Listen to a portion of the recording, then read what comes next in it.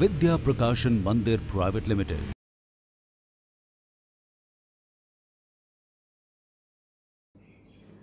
हमारे देश में बहुत सी वीरांगनाएं हुई हैं। किसी ने अपने देश की रक्षा के लिए अपने जीवन का बलिदान दे दिया, किसी ने मर्यादाओं की रक्षा की खातिर अपना या अपने परिवार का बलिदान दे दिया, किसी ने सामाजिक बुराइयों को दूर करने के लिए अपने परिवार का या अपने जीवन का बलिदान दे दिया। पर एक ऐसी वीरांगना भी हुई है जिसने अपनी स्वामी भक्ति के लिए या अपने कर्तव्यों को निभाने के लिए अपनी संतान तक का त्याग कर दिया, अपनी संतान की कुर्बानी दे दी। आज उसी वीरांगना की कहानी मैं चित्रा बंसल, आपकी हिंदी टीचर, आपके सामने लेकर आई हूँ। चलिए एक साथ पढ़ते हैं और देखते हैं कि भारत की वीरांगनाएं क्या कुछ कर सकती हैं यदि वे ठान लें तो। पाठ का नाम है पन्ना का त्याग। पढ़ना शुरू करते हैं। बोल बोल कर पढ़िए मेरे साथ। बुंदेले हर बोलों के मुंह हमने सुनी कहानी थी, खूब लड़ी मर्दानी वह तो झांसी वाली रानी थी। ये पंक्तियां गुनगुनाता हुआ खोबीलाल घर में आया और जैसे ही अपना बस्ता मेज पर रखकर लौटना चाहा तो देखा कि जीजी खिड़की के पास बैठी हुई बड़े ध्यान से कोई पुस्तक पढ़ रही हैं। जीजी, जीजी, ओ जीजी। हाँ, आ गए खूबी? हाँ, आ गया। तुम तो पढ़ने में इतनी डूब गई थी कि मेरे आने का भी पता नहीं चला। सुनो जीजी, आज हमारी बाल सभा में बड़ा मजा आया। अच्छा, क्या हुआ? अंत्याक्षरी हो रही थी ना? रविंद्र का नंबर आया तो ब से आरंभ होने वाली कविता उसे आई ही नहीं। तब मैंने वह पंक्ति बोल दी, बुंदेले हर बोलों के मुंह। जब खूबीलाल घर लौटा तो वो वही पंक्तियां दोहरा रहा था जो हमने सबने सुनी हुई है। आप सब जानते हो ना, आपने भी एक कविता सुनी है। ये मर्दानी शब्द किसके लिए आए यहाँ पर? झांसी की रानी लक्ष्मीबाई के लिए। और उनकी एक बहुत लंबी कविता है जिसकी ये 2 पंक्तियां हैं जो खोबीलाल गाता गाता घर आया था। तो उसने बताया कि उनके स्कूल में, उनकी पाठशाला में अंताक्षरी थी, तब उसने यह कविता वहां पर बोली थी। तो इसमें कौन सी बड़ी बात हो गई? सुन तो सही जीजी, मैंने एक पंक्ति बोली थी ना। कुछ लड़कों ने हल्ला कर दिया और कहा पूरी कविता बोलो, पूरी कविता बोलो। मैंने खूब जोरदार स्वर में सुना दी। इतनी तालियां बजी जीजी की कुछ पूछो मत। अच्छा, तभी तुझे बड़ा मजा आया? जीजी ने हंसकर कहा। खूबीलाल ने कहा। फिर पूछा, तुम क्या पढ़ रही थी जीजी? जब खूबीलाल स्कूल से घर आया था और वो तो बड़ा खुश था, पर उसने देखा जीजी तो कुछ पढ़ने में बहुत मगन है, बहुत लीन है। उसको ये भी नहीं पता चला कि खूबीलाल घर आ गया है। तब उसने पूछा कि तुम क्या पढ़ रही थी? नारी की कहानी है, नाम है उसका पन्ना धाय। पन्ना धाय? हाँ। वह नाटक तो तुम्हारे पाठ्यक्रम में है ना? खूबीलाल ने जीजी के निकट आकर भोलेपन से पूछा। जीजी ने हंसकर कहा, मैं तेरा मतलब समझ गई। तू अब कहेगा, मेरी अच्छी जीजी, मुझे उस नाटक की कहानी सुना दो ना। खूबीलाल हंसने लगा। सुनो खूबी, झांसी की रानी लक्ष्मीबाई, रानी दुर्गावती, बेगम चांद बीबी, अहिल्याबाई इत्यादि वे महिलाएं हैं जिनके पास शक्ति थी, संगठन का बल था। मगर मैं जिस नारी की कहानी कह रही हूँ उसका महत्व इस दृष्टि से अधिक है कि वह रानी नहीं थी, बेगम नहीं थी, वह एक धाय माँ थी। और जो कुछ उसने अपने राज्य के लिए, अपने स्वामी के लिए किया, वैसा संभवतः आज तक दुनिया में कोई नहीं कर पाया। तो जो पन्ना धाय कहानी वो दीदी पढ़ रही थी खूबीलाल की, उन्होंने बताया कि पन्ना एक धाय माँ का नाम था। धाय माँ होती हैं जो उस बच्चे को पाल रही होती हैं जिसको उन्होंने जन्म नहीं दिया, पर बिल्कुल माँ की तरह वो उसकी देखभाल करती हैं, सारे उसके काम करती हैं, उनको धाई माँ कहते हैं। तो पन्ना धाई एक ऐसी ही माँ है जो बहुत अपनी बहादुरी के लिए, अपनी स्वामी भक्ति के लिए बहुत प्रसिद्ध है। कल्पना करो भैया कि एक माँ के सामने उसके एकमात्र लाडले बेटे की अत्याचारी द्वारा तलवार से टुकड़े टुकड़े कर दिए जाएं, तो उस माँ के मन पर क्या बीतेगी? क्या ऐसा भी कभी हो सकता है? हाँ, मगर पन्ना धाई की कहानी मजबूरी की कहानी नहीं थी, खूबी स्वेच्छा से किए गए त्याग और बलिदान की कहानी थी। सुनो, चित्तौड़गढ़ में महाराणा संग्राम सिंह की मृत्यु के बाद बड़ी अव्यवस्था फैल गई। उनके बड़े पुत्र भोजराज पहले ही कालग्रस्त हो गए थे। कालग्रस्त मतलब उनकी असमय मृत्यु हो गई थी। दूसरे पुत्र विक्रम सिंह 14-15 वर्ष के थे और सबसे छोटे उदय सिंह केवल 7-8 वर्ष के। उदय सिंह की देखभाल पन्ना धाई करती थी। उसके भी एक पुत्र था चंदन, उदय सिंह जितना ही बड़ा। तो समझ में आ रहा है बच्चों आपको ये किसकी कहानी बताई जा रही है? चित्तौड़गढ़ में महाराणा संग्राम सिंह की मृत्यु के बाद अव्यवस्था फैल गई थी।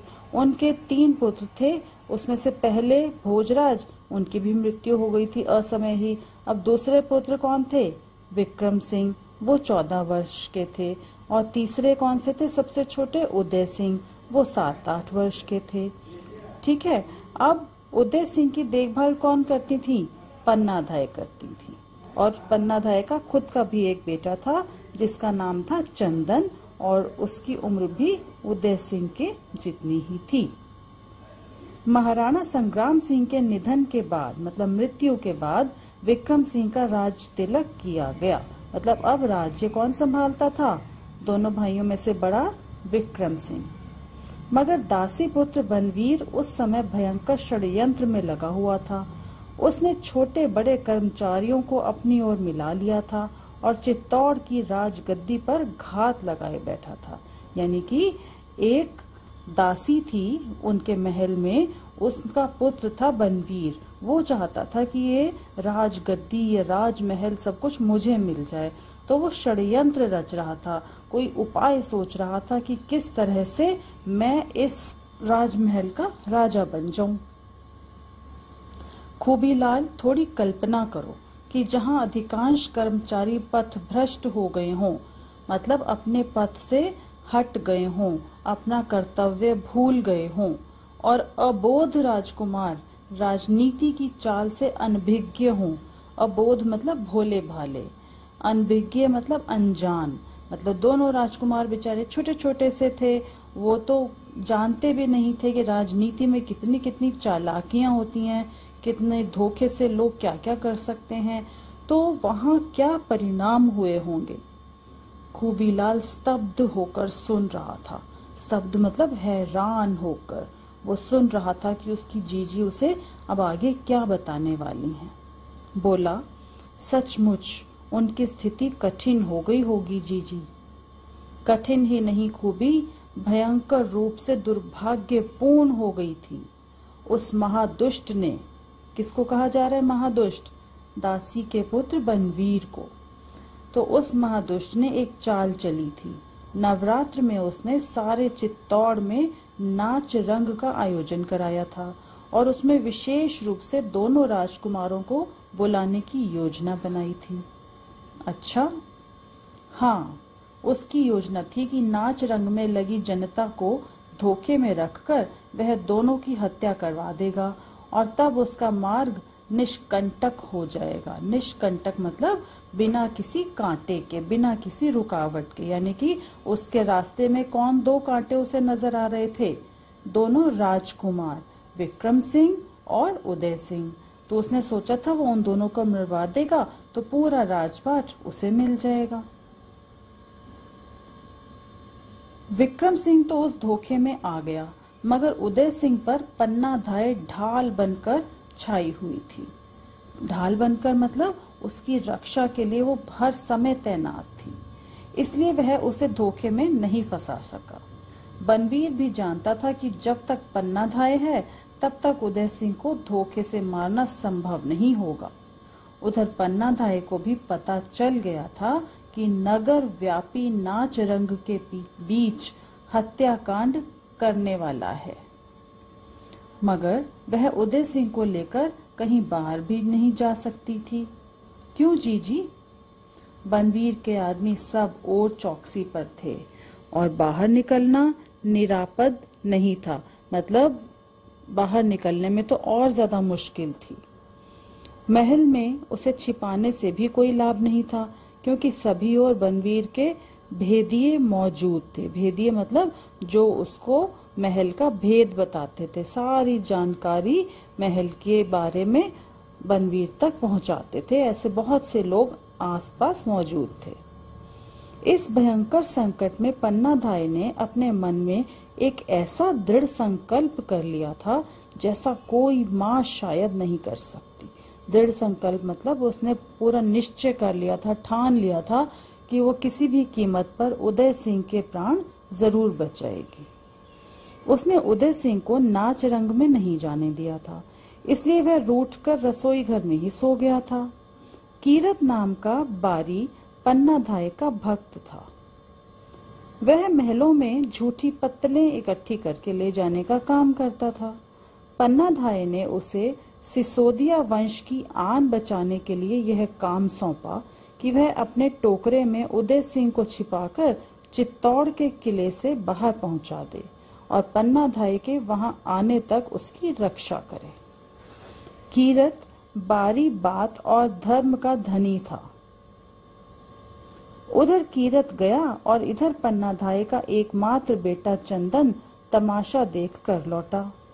वह माँ से राजकुमार उदय सिंह के बारे में पूछता रहा, क्योंकि वे दोनों प्रायः साथ साथ ही खाना खाते थे, पर माँ ने हाँ हूँ करते हुए उसे उदय सिंह के शयन कक्ष में ही लाकर खाना खिलाया।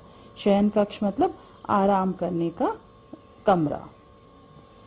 प्यार किया और फिर उदय सिंह के पलंग पर ही उसे बिठाकर किसी गहरी चिंता की छाया में डूबे डूबे कई अच्छी कहानियां सुनाई।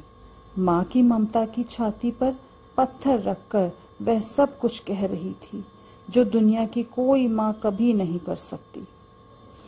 राज्य की रक्षा पर, राजवंश की रक्षा पर, चित्तौड़ के गौरव की रक्षा पर, सत्य और निष्ठा की रक्षा पर आज माँ की ममता की कठोर परीक्षा थी। क्या आप समझ रहे हैं कि पन्नाधाय क्या करने वाली हैं? उन्होंने उदय सिंह को बड़ी सावधानी से महल के बाहर निकलवा दिया और उदय सिंह के बिस्तर पर किसको सुला दिया? अपने बेटे को। अबोध चंदन, अबोध मतलब भोला भाला चंदन, माँ के दुलार की छाया में शीघ्र ही निद्रा मग्न हो गया। निद्रा मतलब नींद, मग्न मतलब उसमें डूब गया, नींद में खो गया, गहरी नींद में सो गया। ऐसी नींद सो गया कि उस नींद का सवेरा आज तक नहीं हुआ। थोड़ी देर में षड्यंत्री हत्यारा बनवीर विक्रम सिंह के खून से रंगी तलवार लेकर उदय सिंह के कक्ष में घुसा। मतलब विक्रम सिंह को तो वो पहले ही मार चुका था, अब वह उदय सिंह को मारने पहुंचा। पन्ना ने कड़क कर उसे धिक्कारा, फटकारा, मगर राज्य के नशे में पागल उस दुष्ट ने अट्टहास करते हुए कहा, मतलब जोर से हंसते हुए कहा, पन्ना, आज भवानी मुझ पर प्रसन्न है।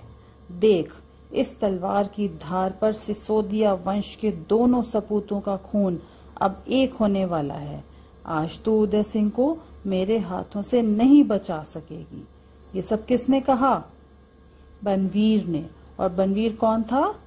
दासी का पुत्र था। और वो ऐसा क्यों कर रहा था? क्योंकि वो पूरा राजपाट सब कुछ अपने नाम करवाना चाहता था और उसे लगता था कि विक्रम सिंह और उदय सिंह ही उसके रास्ते की रुकावट हैं। तो ये बहुत ही गलत काम कर रहा था वो। उसका लालच, बढ़ता जा रहा था और उस लालच के सामने उसे कुछ नजर नहीं आ रहा था कि वो क्या कर रहा है, वो सही कर रहा है या गलत कर रहा है। तो विक्रम सिंह को तो उसने मार ही दिया था और अब वो उदय सिंह को मारने के लिए आया था। एक बार माँ की ममता ने सिर उठाया और पन्ना बनवीर के सामने गिड़गिड़ाने लगी, अरे नीच, पातकी मतलब पापी, अबोध बालकों की हत्या करके तू क्या बहादुरी बखानता है? तू उदय सिंह की हत्या ना कर, मैं उसे लेकर कहीं दूर चली जाऊंगी, कुछ तो दया कर। ये सब किसने कहा? पन्ना धाई ने, कि किसी तरह बनवीर मान जाए और उदय सिंह को छोड़ दे। वहां पर उदय सिंह तो था नहीं, पर वो चाहती थी कि किसी तरह से उसका बेटा भी बच जाए तो अच्छा होगा, पर बनवीर कहाँ मानने वाला था। मगर बनवीर का अट्टहास सुनकर उसका क्षत्रियत्व जाग उठा और वह कटार लेकर बनवीर पर टूट पड़ी।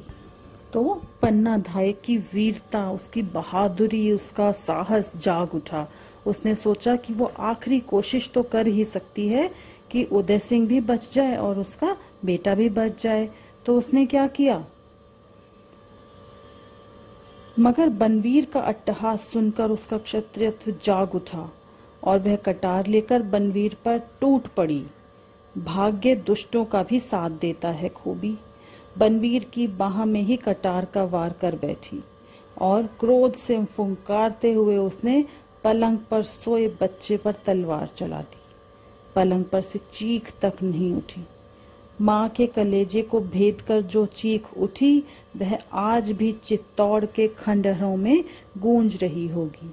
खंडहर मतलब वो महल जो अब खंडहर हो चुके हैं, टूट फूट चुके हैं, जिनके लालच में बनवीर ने इतना गलत काम किया। अब तो वो खुद भी नहीं है, वो राजमहल भी नहीं है, वो राजा भी नहीं है, और अब वो महल केवल खंडहर बनकर रह गए हैं। माँ के मीठे दुलार में सोया हुआ चंदन आज तक भी उस दुलार की छाया में सोया हुआ होगा। खूबी जीजी आगे कुछ कह नहीं सकी। उसका गला भर आया था, आंखों से आंसू झर रहे थे। खूबी लाल की आंखें भी तर हो गई थी। तो पन्ना धाये की बहादुरी और जिस तरह से उसने अपनी ममता की कुर्बानी दी, ये सुनकर खूबी और उसकी जीजी की आंखों में आंसू आ गए। वो सोच भी नहीं सकते थे और शायद हम भी कल्पना नहीं कर सकते कि कोई महिला अपने पुत्र की कुर्बानी दे देगी एक राजवंश को बचाने के लिए। ये सचमुच एक बहुत ही साहस और धैर्य का उदाहरण है। तो देखा आपने कि किस तरह से पन्ना धाय ने अपने स्वामी के वंश को बचाने के लिए अपनी संतान की कुर्बानी दे दी। तो बच्चों, ये कुर्बानी देना, त्याग करना, बलिदान देना, ये आसान नहीं होता। जब हम दृढ़ निश्चय करते हैं, किसी काम को करने की ठान लेते हैं, तब हम इतने बड़े बड़े कदम उठा पाते हैं। और इसके लिए बहुत साहस और एक निष्ठ प्रेम की, कर्तव्य निष्ठा की जरूरत होती है।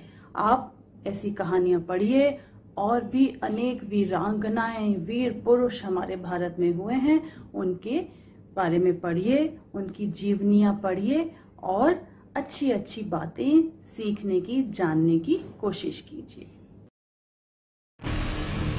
विद्या प्रकाशन मंदिर प्राइवेट लिमिटेड।